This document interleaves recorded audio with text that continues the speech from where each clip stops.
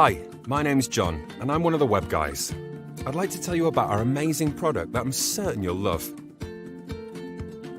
There are lots of companies out there who offer website and business tools, from the very cheap do-it-yourself to the very expensive bespoke products. What we offer at the Web Guys is a unique package that we're sure will cater to all your business's needs. We'll deliver a world-class website that's created specifically for you and your business and with everything you need to manage it. It's so simple.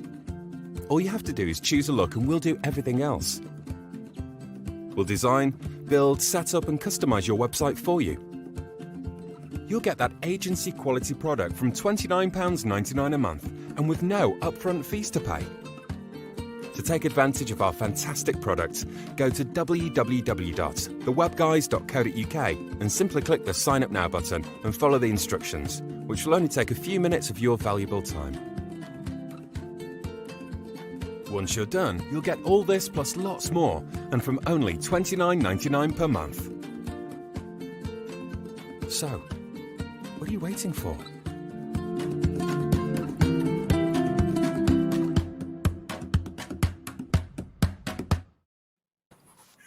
Morning, everyone. Once again, it is time for us to do it in conversation with. And today, I am very happy to be joined by Ian Genius from Ian Genius Solutions, and he's agreed to join me today to have a little chat about sales. Morning, Ian. How you doing, Brian? All right. Me, and do you want to introduce yourself to the whole world out there? Yeah. So my name's Ian Genius, and I've got an ingenious way for you to close more sales. Fantastic. It's that simple, really, isn't it? It is. It's about what I do is simplify sales. Someone said I'm the sales simplifier. Yeah. It's sales is people. It's like a lot of things. People want to make things too complicated, and sales, when you get to the crux of it, is very simple. Can I be theatrical for a moment, Brian? Yeah, feel free. So, have you seen Judy Garland's The Wizard of Oz? I think most of us have, yeah. I think everyone in the known universe, if they're brave enough to say, has seen The Wizard of Oz on numerous occasions. If you've got kids, you've probably seen it more times than you can wag a stick. Probably, yeah. And there's a scene somewhere near the middle where they're all cowering in fear because they've gone to see the Wizard of Oz. And he goes, I am the great and powerful wizard, right? And they're all going, oh my goodness, right? How can you possibly argue with a great and powerful wizard? Until Toto the dog pulls back the curtain and it's an old bloke with a pulley and a voice box and a smoke machine. And sales is exactly the same. People want to make it hard. All I do is I just pull back the curtain and show them just how easy it always was. And when people realize how easy sales is, they go, I can't believe it. Why wasn't I doing that ages ago? Because you were trying to make it too hard. I think a lot of people are scared of it because I think there's this stigma, that the window and the car sales person type thing, and people don't want to be labeled, as that, and therefore I think some people are perhaps a little bit scared of it. The reality is, as business owners, if we don't have sales, we don't have a business, do we? It is. If you really, really hated sales, it's a necessary evil because nothing's going to happen if you don't sort it out. And one of the biggest problems is that. So I show people a load of skills. Right? I show them a new approach and new skills. But before I teach them one single skill, I have to get them out of the way. I have to get them out of the way of themselves. Yeah. Because it's a lack of confidence, right? They don't like selling. They don't like being sold to. So therefore they don't like selling. They don't like asking awkward questions. They don't like persuading and convincing because it sounds devious. Because have you ever been persuaded, Brian, to buy something that you've later regretted? I probably have. And have you ever been convinced to sort of turn up to something and you think, oh, I wish I hadn't turned up to this. Yeah. Absolutely. Right. So proving and convincing already have a current of deviousness to them. Yeah. Right. So they don't like that. And then they don't like proving that their service is the best, because if you prove you're right, you're probably proving the other person wrong. And that's called a fight. Right. But you're trying to help this person with your service. So if you're trying to help them with your service, why the hell would you want to fight them? Yeah. Doesn't make sense. Right. And then the biggest thing that most people hate is horrible closes. I genuinely had someone the other day said, Ian, can you teach me one of your wonderful closes? Right. I show people how to close sales without horrible closes, because if you've got to use a horrible close, you've probably messed the rest of it up. Yeah. Right. So what did you want? Imagine you said, Ian, I want one of your fantastic closes. And let's say I had one of them. Right. Let's say hypothetically I had this magical close that was so fantastically clever that no matter how hard you wriggled, you couldn't escape out of my close, right? No matter how hard you wriggled. So you buy under duress, regret with buyer's remorse, cancel abruptly, and tell everyone to avoid you like the plague. Yeah, no one wins Why from that. the hell would you want to do that? Oh, absolutely. So that's why there's this, that's what I do. I help the 95% of small business owners who love providing their fantastic service, but they hate selling it. And the first thing I've got to do is get past their frustration of selling, because it's nothing to get better sales. You don't need to get better at selling. I know that seems bizarre, doesn't it, to say? To get more sales, you don't need to get better at selling. Do you like being sold to? No one does. I don't think anyone does, do they? Do you like buying things?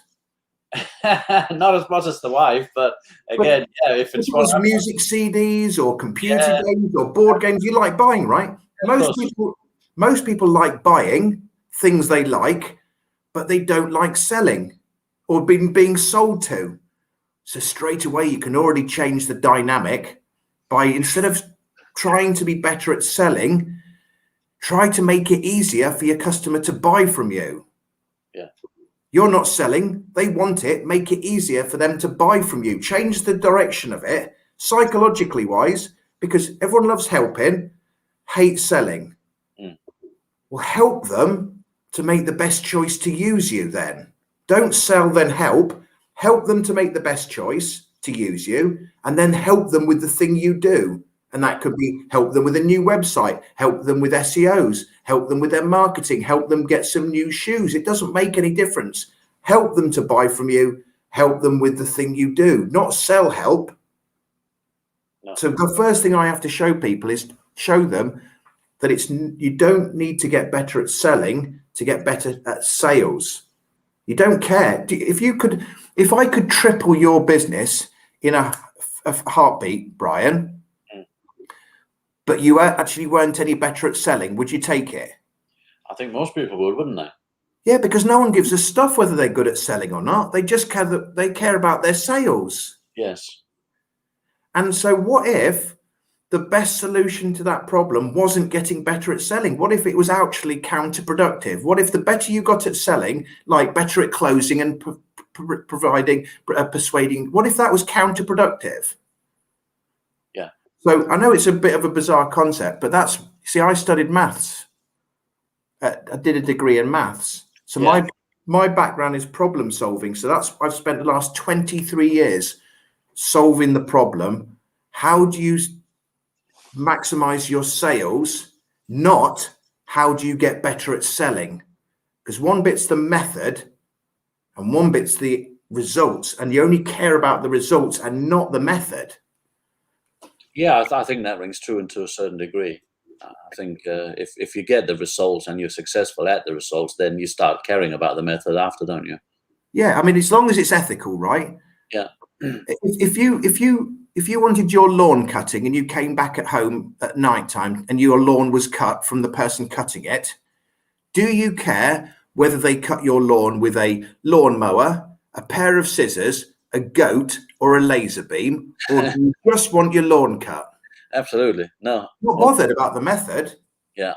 So providing your method's ethical, There's no con job. It's a genuine ethical service, and it's as ethical as the service you provide. So you help them get rid of anxiety, or you help them promote their company, or you help them do it. It's a very ethical thing.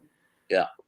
As long as it's ethical, what you actually really want is the easiest way to do it and the most effective way to do it. And that isn't getting better at selling. So I show people how to improve their sales. I don't show them how to get better at selling.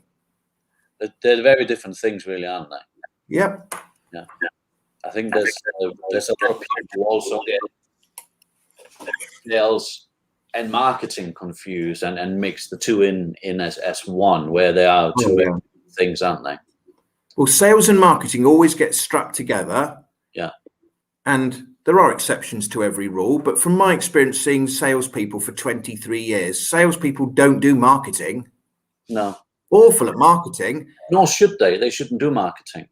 But sales and marketing, they go, I want sales and marketing. Well, where does this mystical character exist? Because it's only in some legends, because the bloke who's good at selling isn't the marketing expert, and the marketing expert isn't the salesperson. I mean, in every company have a department for each of the two things. And they're not a sales and marketing person. And I suppose that's a big conundrum for many small business owner, really, because, certainly in the beginning, you have to take on the hat of the marketing person and the salesperson, and quite often the person who does the work as well. So I suppose that's where lots of people get in trouble, is when they have to start distinguishing between the different exercises.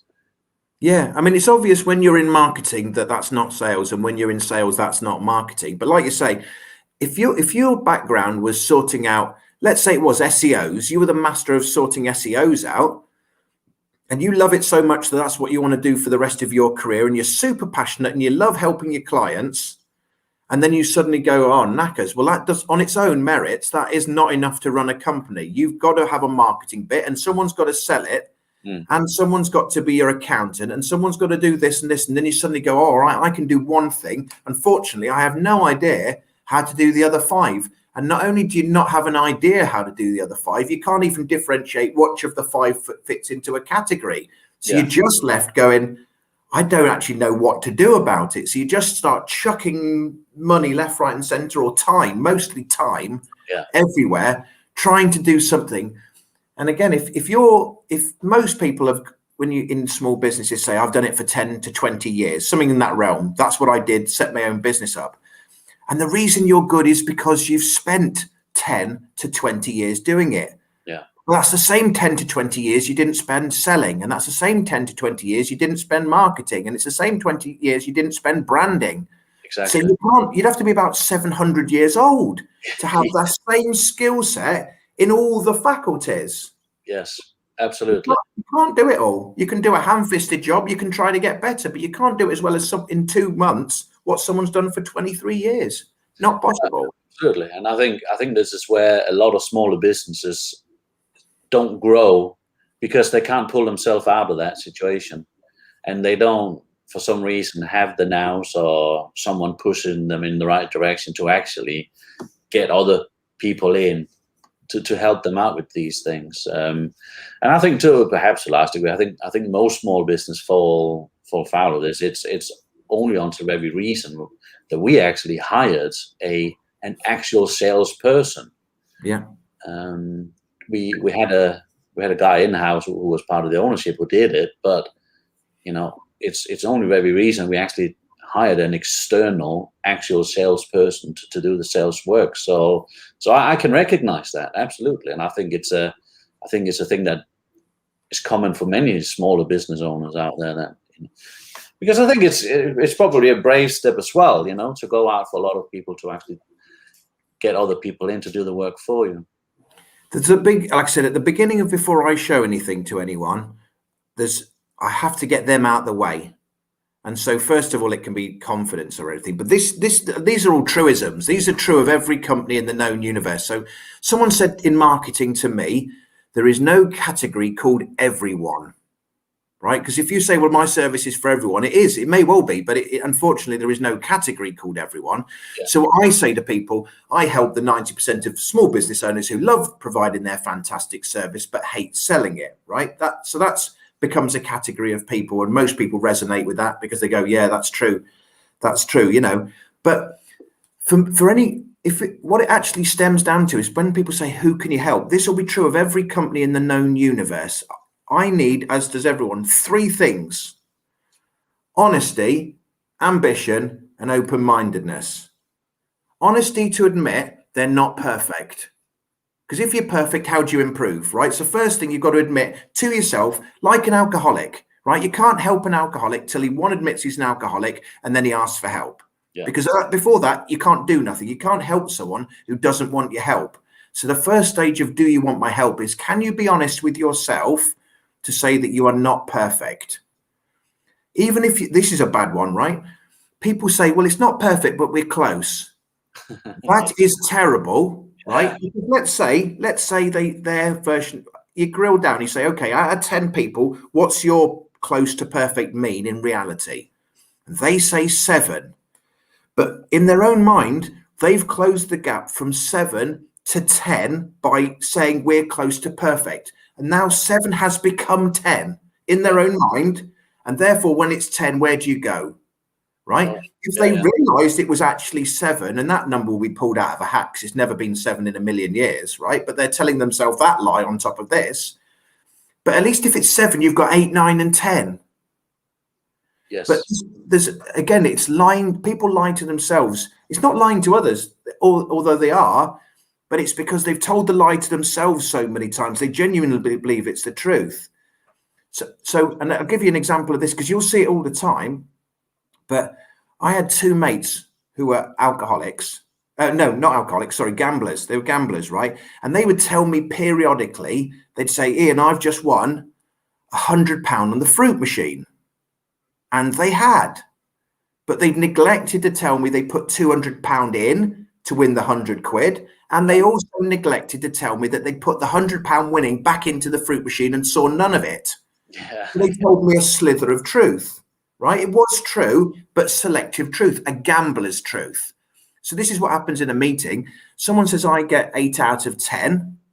And let's say I was born again this morning and I believed it, which I don't, but let's go with it. I'll say, yes, okay. Do you do like a good, better, best package? They say, yeah, we do a gold, silver, bronze. How many take gold? 10%. So rather than blowing smoke up your bum, saying 8 out of 10, why don't you focus on the 10% who are buying your gold package, which has got loads of scope for improvements. 8 only has 9 and perfection left.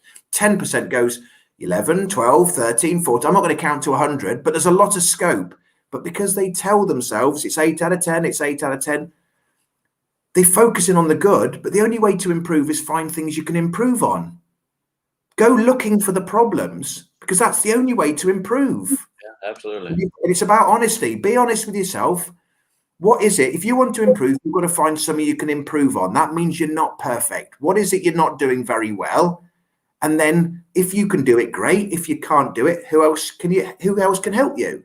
Absolutely. I think, I guess a big step in that is that, as with a lot of us as business owner, we're so busy looking in, is that it's hard for us to see these faults and places where we're not perfect. So it's very important that we open ourselves out to external people who can actually come in and tell us, well, actually, you're pretty crap at that. You're very good at this, but that over there, that's no good at all. Because we get blinded, don't we?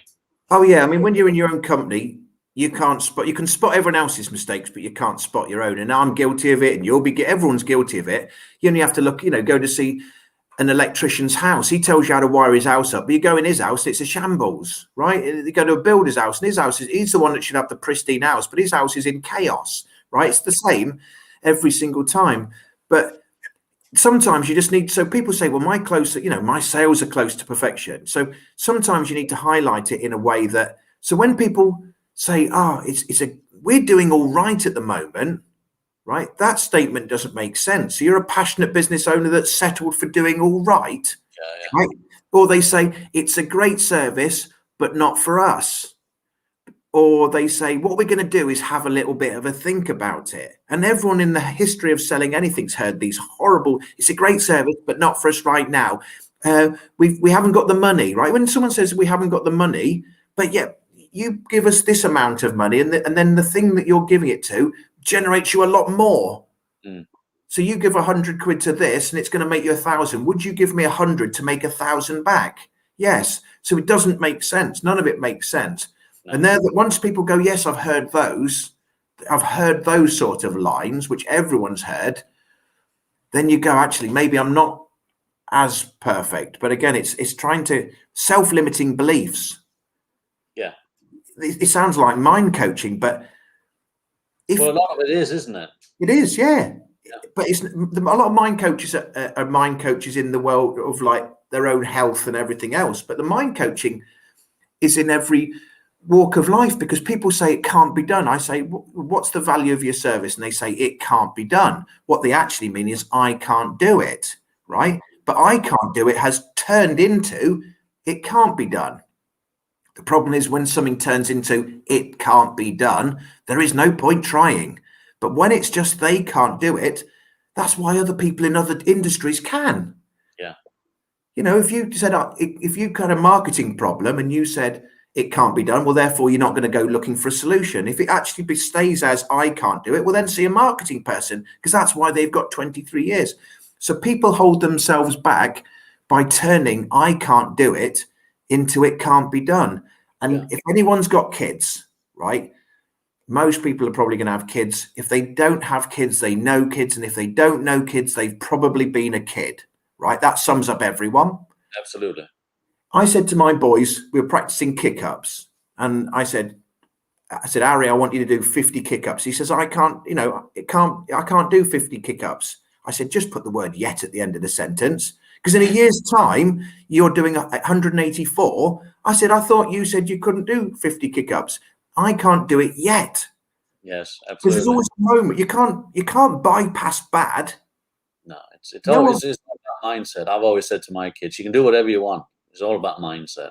Mindset all the way. And so that's it. It's like I say, most companies, before they need any skills, they're lacking confidence. Their ambition's been crucified. Even people's ambition gets crucified, because what happens is the problem gets so big, it ends up destroying their own ambition. So you say to people like, would you love to do better? And they say, yeah, I'd like to do better. And they're already downscaling the emotion, because in their mind, they're thinking it's absolutely impossible to get past this problem. So it's already their usage of words with emotion starts just being destroyed. Here's a question for you. What do you do? Because there are someone out there, there are people out there, companies out there that actually delivers really bad service, really bad products. What do you do if you come across one of those where the business is bad, the service is bad, the product is bad? They come to you and says, we need to sell more, Ian.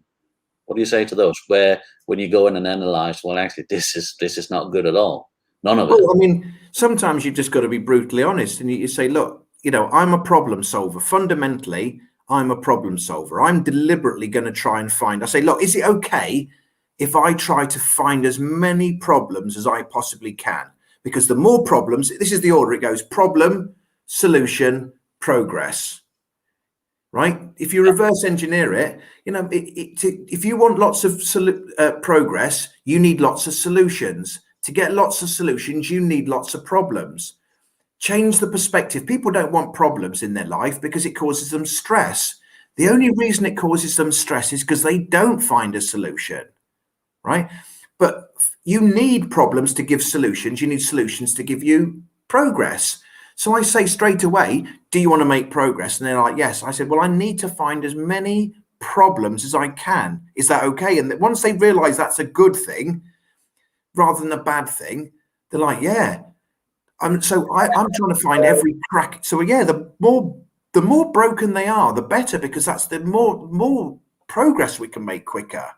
Do you find when you meet companies like that you struggle to convince them that it's a good thing that you find problems? First of all, I don't want to convince them of anything, because convincing's dodgy, right? Yeah. But so this is, and genuinely, so I'm going to say, look, this is what's going to happen. I'm going to tell you the truth. I'm going to tell you the truth as I see it. I'm going to tell you the truth, and I want you to believe it. And after I've told you the solution, once and only once you've heard the solution, if you don't like it, get rid of it. But don't go in skeptical. So I'll give you an example, right? I said to someone, I just challenged them. I said, if I said to you, I could get rid of your, I'll do it with you, Brian. So if I said, let's say you've got a frustration with selling, right? If I said to you, in 1 hour, I could get rid of your frustration of selling forever, right?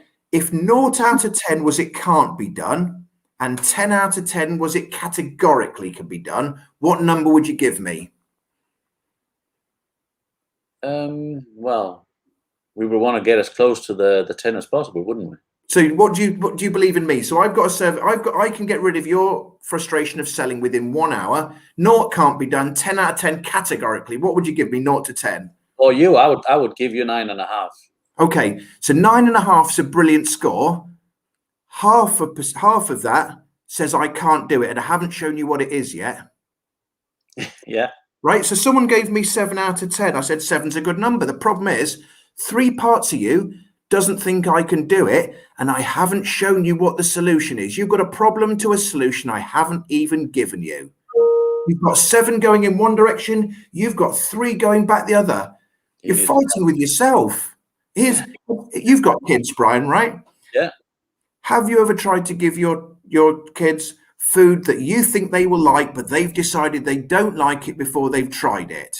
Oh, yes, very much. My lad says, Dad, what's for tea? I said, it's curry for tea. He says, I don't like curry. I said, you've never had curry. He said, I know, but I don't like it. Right? That is mental. So I put some on a spoon, and he's 13, but I still did the aeroplane like that. Right? And he pulled this face. Every parent's ever seen it. Ah! Right?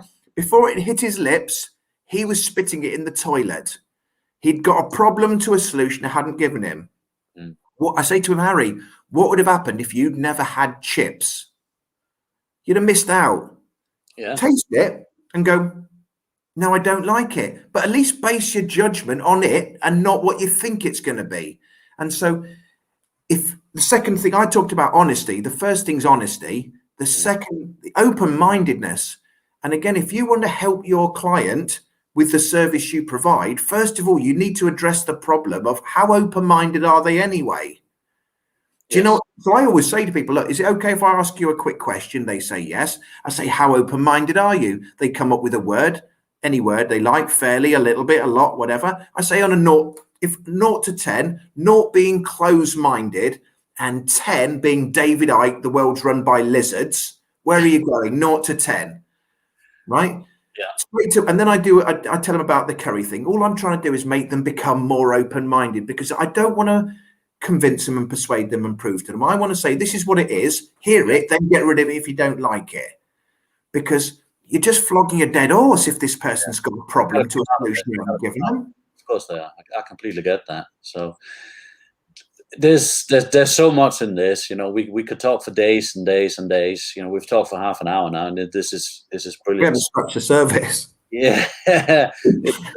Listen, everyone who are seeing this in the future, you know, Ian is I can say this because I know Ian. He's a good friend of mine. Ian is a nutcracker. He's a problem cracker. I would urge everyone who is not already connected to Ian to connect with him, if not just on Facebook, but on LinkedIn as well, and all other sort of platforms that's available out there. Please don't hesitate to contact Ian. I think, Ian, you offer like a free half-an-hour teaser. Yeah, I can. Anyone that wants to just have a quick chat. There's no horrible close at the end, because I don't use a horrible close. I'm going to give you some choices. I'm going to try and make the choices easy for you, and then you choose whether you do or don't want to do it, with no pressure whatsoever. I can honestly say that to anyone there, if you do have half an hour with Ian, I can promise you, and I want you all to come back to me if it's not the case. He will blow your mind. He will tell you some stuff that you thought you knew everything about, but it turns out you probably don't, and you didn't. So please. There'll be loads of free tips. I'll give them loads of free stuff for them to think about, and they'll hear more in conversations. Every conversation they ever hear, the words will punch them in the face, and they'll go, oh, God, straight. I think this is one of the, you know, obviously all this lockdown stuff has been horrible, and we've all been living in our own little bubbles and stuff. But I think if there's one thing that's come from this, is there's so much more of this kind of stuff now available. There's, you know, us doing these kinds of sessions, and and people are now more used to doing these things. So there's a lot more of this available for people out there to seek out and get help from than there certainly was before this whole pandemic thing started. So listen, Ian, I want to thank you for taking time out of your very busy day to have this chat with me. It's been great speaking to you. It's been a pleasure. Thank you very much. And to everyone else who's watching this, thank you for watching. I'll be live again Friday morning with Andy Lehman, who is a sales copy expert, where you'll tell us some magical secrets about writing effective sales copy for your website and emails and your social media and stuff. So that's it. That's us for today. Thank you, Ian, and everyone out there. Have a great week.